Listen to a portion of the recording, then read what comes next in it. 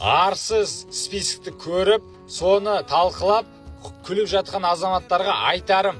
Ата-бабаларымыз айтқан, малым жанымның садағасы, жаным арымның садағасы деген.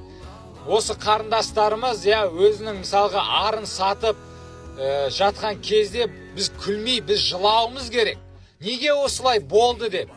Менің ойымша ол қарындастарымыз жай жұмыс таба алмай жүргендіктен осындайға барып жатқан жоқ.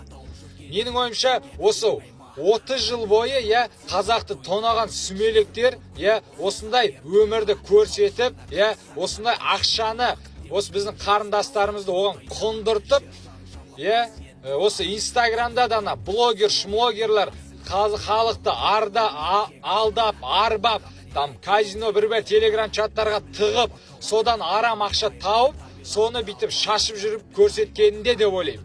Неге? Өйткені Алматының күшті деген жерлеріне барсаңыздар, ол жерде кімдер? Ол жерде сол қазақты 30 жыл бойы тонаған сүмелектердің балалары, майбақ теуіп жүрген, Порш теуіп жүрген сол сүмелектер.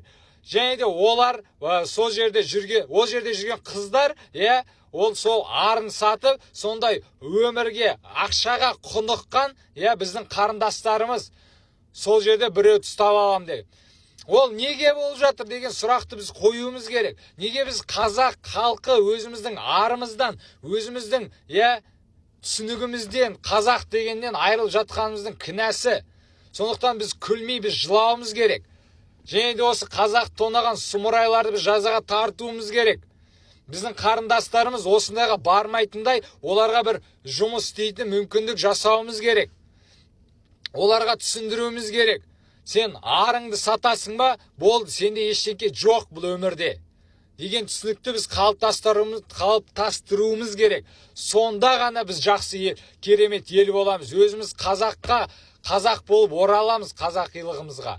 Сондықтан осыған күлмей, осыны өзгертуге барлығымыз тырысайық. Оян қазақ, көзіңді аш, көтер басты.